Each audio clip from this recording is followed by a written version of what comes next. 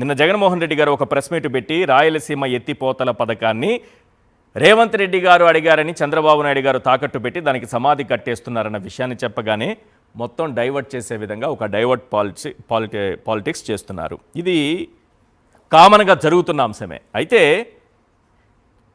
దీనికోసం ఎవరు ముందుకొచ్చారు, ఎవరేం మాట్లాడారు, ఇవన్నీ పక్కన పెడితే దాని గురించి కూడా మాట్లాడదాం డీటెయిల్గా. రివర్ బెడ్కు రివర్ బేసిన్కు తేడా తెలియకుండా వీళ్ళు మాట్లాడుతున్నారా? జగన్మోహన్ రెడ్డి గారు అన్నదేంటి, వీళ్ళు ప్రొజెక్ట్ చేస్తోంది ఏంటి? ఈశ్వర్ గారు, ముందుగా మీకు ప్యానల్లో ఉన్న అందరికీ అట్లానే సాక్షి టీవీ ప్రేక్షకులందరూ నమస్కారాలు. దాదాపుగా జగన్మోహన్ రెడ్డి గారు ఈ 19 నెలల కాలంలో, అంటే బయట ప్రెస్ మీట్లు కాకుండా పార్టీ కేంద్ర కార్యాలయంలో ఒక 20 పైగా ప్రెస్ మీట్లు పెట్టారు. ఏ ఒక్క రోజన్నా జగన్మోహన్ రెడ్డి గారు పెట్టినటువంటి ప్రెస్ మీటుకి సమాధానంగా తెలుగుదేశం పార్టీ వాళ్ళు ఇదిగో మీరు చెప్పిన లెక్క తప్పు, ఇదిగో మీరు ఒక టీఎంసీ అన్నారు, లేకపోతే ఇది 2 టీఎంసీలు అని కానీ, లేదా మీరు చెప్పింది 20,000 కోట్లు అన్నారు, ఇది 19,000 కోట్లు 19,900 కోట్లే ఉందని కానీ ఎక్కడ దానికి సంబంధించిన ఆధారాలతో తెలుగుదేశం పార్టీ వాళ్ళు ఏ రోజు రారు. ఎందుకంటే జగన్మోహన్ రెడ్డి గారు పక్క ఆర్బీఐ లెక్కలు కానీ, లేదంటే ప్రపంచ బ్యాంక్ ఇచ్చినవి కానీ, బడ్జెట్ లెక్కలు కానీ, విత్ ప్రూఫ్స్ కేంద్రంలో పార్లమెంట్లో చెప్పినవి కానీ, ఇలా విత్ ప్రూఫ్స్ లేకుండా ఏ రోజు జగన్మోహన్ రెడ్డి గారు ప్రెస్ మీట్ మాట్లాడరు. చంద్రబాబు నాయుడు గారి దగ్గర ఉన్న వింత విచిత్ర పరిస్థితి ఏంటంటే ఏ రోజు ప్రూఫ్తో మాట్లాడు ఆయన. జగన్ గారేం ప్రూఫ్ లేకుండా మాట్లాడు, ఆయన అసలు ఏ రోజు ప్రూఫ్తో మాట్లాడు.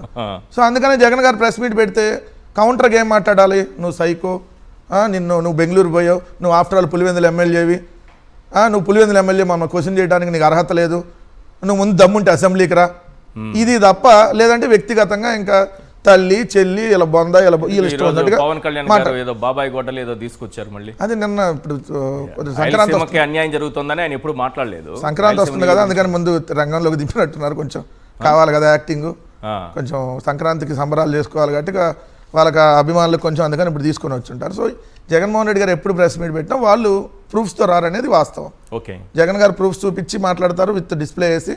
వీళ్ళు మాత్రం వ్యక్తిగత విమర్శలు చేస్తారు. మనం అనేకసార్లు డిబేట్ చేసాం. నిన్న ఏం చేశారంటే ఇంకొంచెం ముందుకెళ్ళారు. ఇంకొంచెం ముందుకెళ్ళి బాగా కాలినట్టు ఉంది. ఆ కాలిన దానికి ఏం చేయాలి? కడుపు మంటతో జగన్ గారిని వ్యక్తిగతంగా వాళ్ళకి సంబంధించినటువంటి ఛానల్స్తో తిట్టించాలి. చంద్రబాబు నాయుడు గారికి అలవాటు. చంద్రబాబు నాయుడు అనేటటువంటి వ్యక్తికి ఓ 10 తలకాయలు ఉంటాయి. ఓ తలకాయలో 2 పత్రికలను అడ్డం పెట్టుకుంటాడు, ఇంకో తలకాయలో 4 ఛానళ్ళు, ఇంకో తలకాయలో కొంతమంది అనలిస్టులని, ఇంకో తలకాయలో 4-5 రాజకీయ పార్టీలని, ఇట్లా అన్ని తలలో పెట్టి ఒక్కోసారి వాళ్ళని ఒక్కోసారి వెళ్ళినట్లు వదిలి విషం నింపుతూ ఉంటాడు. ఎందుకంటే డైరెక్ట్గా రాలేడు కదా, ఒక్కడే డైరెక్ట్గా చేత కాదు కాబట్టి ఇలా అందరినీ ఎంటగట్టుకొని విషం నింపుతూ ఉంటాడు. దానిలో భాగంగా నిన్న జగన్మోహన్ రెడ్డి గారి మీద చిమ్మినటువంటి విషయం. అసలు జగన్ గారు ఏమన్నారు? అసలు నిన్న ప్రెస్ మీట్ మెయిన్ ఉద్దేశం ఏంటి? ఆయన అడిగిన దానికి పాయింట్ నువ్వు నేను సమాధానం ఏం చెప్పాలి? రేవంత్ రెడ్డి మిమ్మల్తో మాట్లాడా లేదా? అసలు పాయింట్ ఏంది? రేవంత్ రెడ్డి తెలంగాణ అసెంబ్లీలో పక్క రాష్ట్ర ముఖ్యమంత్రి, నీ బండారం నీ భాగవతం మొత్తం బయట పెడితే నీ కనీసం కొద్దిగా సిగ్గుంటే అది అవునా కదా సమాధానం చెప్పాలి. అది కాకుండా దాని మీద మొత్తం వదిలేసి జగన్ గారు అంటే అమరావతిని ఏదో ఇక్కడి నుంచి ఏదో తీసేస్తా ఉన్నారంట, లేకపోతే రివర్ బేస్లో పెడితే ఏం చెప్పారు జగన్ గారు? మొన్న చెప్పింది ఇప్పుడు కూడా చెప్పారు. అంతకుముందు జగన్ గారు ఏ స్టాండ్లో ఉన్నారు, ఇప్పుడు కూడా అదే స్టాండ్లో ఉన్నారు. జగన్మోహన్ రెడ్డి గారు 2014 సెప్టెంబర్ 4న హైదరాబాద్ అసెంబ్లీలో ఏ స్టాండ్లో రాజధాని మీద ఉన్నారో ఈ రోజు కూడా అదే స్టాండ్లో ఉన్నారు. ఆ రోజు ఏం చెప్పారు? అసెంబ్లీలో అసలు చర్చ జరగల, రాజధాని మీద డైరెక్ట్గా ప్రకటన చేస్తే జగన్ గారు ఏమన్నారు? అయ్యా అసలు చర్చ జరగకుండా డైరెక్ట్ ఆ రోజు కోడెల శివప్రసాద్ స్పీకర్గా ఉన్నాడు. అయ్యా చర్చ జరగాలి కదా అంటే లేదు, మేము డైరెక్ట్గా ప్రకటన చేస్తామన్నారు. అప్పటికి జగన్ గారు ఏమన్నారు? 30,000 ఎకరాల ప్రభుత్వ భూమి ఉన్న దగ్గర పెట్టండి. ఆ ప్రభుత్వ భూమి ఉంటే మనం చిన్న సన్నకారు ఏదైతే మధ్య తరహా వ్యాపారులకు కానీ వాళ్ళకి ఇచ్చుకోవడానికి అవకాశం ఉంటుంది, లేదంటే చిన్న పరిశ్రమలకు ఇవ్వడానికి అవకాశం ఉంటుంది. మిగిలినది వాళ్ళ పక్కన ల్యాండ్ ఉంటుంది కాబట్టి వాళ్ళు ఎవరైనా కావాలంటే కొనుక్కుంటారు. ఇది జగన్ గారు చెప్తే కాదు. ఫస్ట్ చర్చ జరిగినప్పుడు అమరావతి పేరు ఉందా, విజయవాడ పేరు ఉందా? సార్ ఆ రోజు అసెంబ్లీలో సెప్టెంబర్ 2 క్యాబినెట్ మీటింగ్ జరిగింది హైదరాబాద్లో. September 4 assembly 2014. ఆ రోజు డైరెక్ట్గా ప్రకటన చేస్తే జగన్ గారు అన్నారు. ప్రకటన ఏమని చేశారు? విజయవాడ కేంద్రంగా విజయవాడ చుట్టుపక్కల రాజధాని అనౌన్స్ చేశారు. అవును. అప్పుడు జగన్ గారు ఏమన్నారు? సరే మీరు విజయవాడని డిసైడ్ చేశారు కాబట్టి అక్కడెక్కడన్నా ప్రభుత్వం భూమి దగ్గర పెట్టన్నారు. 30,000 ఎకరాలు ఆనుకొని ఒకే దగ్గర దాన్ని అత్తుకొని ఉండాలని ఆడలేదు. అసెంబ్లీ రికార్డ్స్ లో ఎక్కడ ఆ రోజున అమరావతి అనేది లేదా? అమరావతి అనేది విజయవాడ మాత్రమే ఉందా? అసలు అమరావతి పేరు అనేది తర్వాత రామోజీరావు సూచిస్తే వచ్చింది. అది రామోజీరావు రాసుకున్నాడు కదా, చంద్రబాబు కూడా చెప్పాడు కదా. రామోజీరావుకి సంబంధం ఏంటి? కానీ రామోజీరావు చెప్పాడని చెప్పి అమరావతి పేరుని పెట్టారు. అమరావతిలో అమరావతి లేదు, అది రెండో పాయింట్. అమరావతిలో అమరావతి లేదు. ఇదే మైసూర్ బోండనా? అదే సార్, అమరావతిలో అమరావతి లేదు, 3వ విడత ల్యాండ్ పూలింగ్ లో అమరావతి వస్తుంది. ఇప్పుడు 2వ విడత పూలింగ్ దాకా అమరావతి లేదు. పద్దాలు మీరు అందరూ మైసూర్ బోండాలో మైసూర్ లేదంటే అమరావతి లేదు అంటున్నారని 3వ విడత దాన్ని పెడతారు. 4వ విడతలో దాకా పోద్ది. అవసరమైతే తమిళనాడు ప్రభుత్వానికి పోతుంది. కావాలి కదా భూదాహం. మనిషికి ఆశ ఉండొచ్చు, అత్యాశ. ఈ మొత్తం ఈ రాష్ట్రాన్ని మొత్తం నేనే మొత్తాన్ని ఆక్రమించేయాలనేటటువంటి భూ ఆశ ఉంటే ఏం చేస్తాడు? చంద్రబాబు నాయుడు గారులానే ఇలానే ప్రవర్తిస్తారు. సో ఇప్పుడు మీరేమన్నారు, ఆ రోజు జరిగినటువంటిది ఖచ్చితంగా ప్రజలకు తెలియాలి కాబట్టి దాన్ని రిపీట్ చేసి చెప్తా ఉన్నాం. ఆ రోజు జగన్మోహన్ రెడ్డి గారు విజయవాడ కేంద్రంగా రాజధానికి యాక్సెప్ట్. కానీ తర్వాత మీరేం చేశారు? డిసెంబర్ వచ్చేటప్పటికి 3 నెలల తర్వాత 29 గ్రామాల్లో ల్యాండ్ పూల్ చేస్తున్నాం అన్నారు. ఆ రోజు జగన్ గారు క్లియర్గా చెప్పారు, ఇది రియల్ ఎస్టేట్ రాజధాని, పేదల కడుపు కొడతా ఉన్నారు.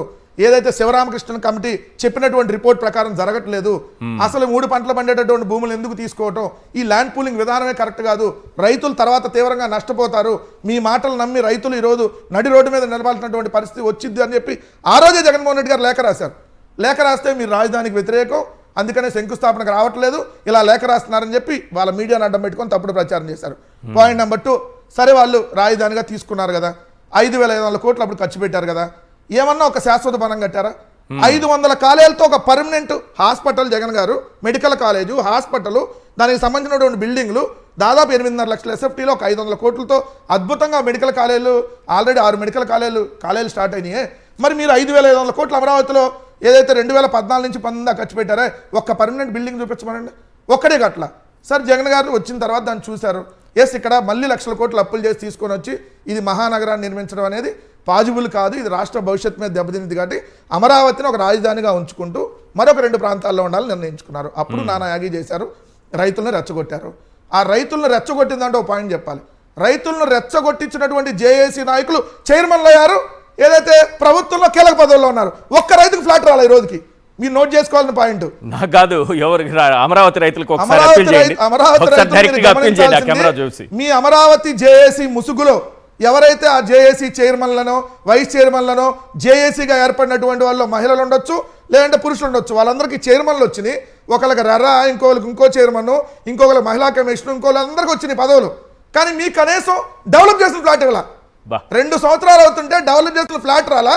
వాళ్ళకి నెల అద్భుతమైన శాలరీలు కాదు, 2018 నాటికే ఇస్తానని చెప్పి అధికారంలోకి వచ్చినాక అధికారంలోకి వచ్చాక యాక్చువల్లీ ఇవ్వాల్సింది అప్పుడే, ఇప్పుడు మళ్ళీ 2 ఏళ్ళు అవుతుంది. ఇప్పుడు వాళ్ళ పదవులు నెల 3.5 లక్షలు 4 లక్షలు శాలరీలు వస్తున్నాయి. కనీసం డెవలప్ చేసి ఫ్లాట్ రాలా.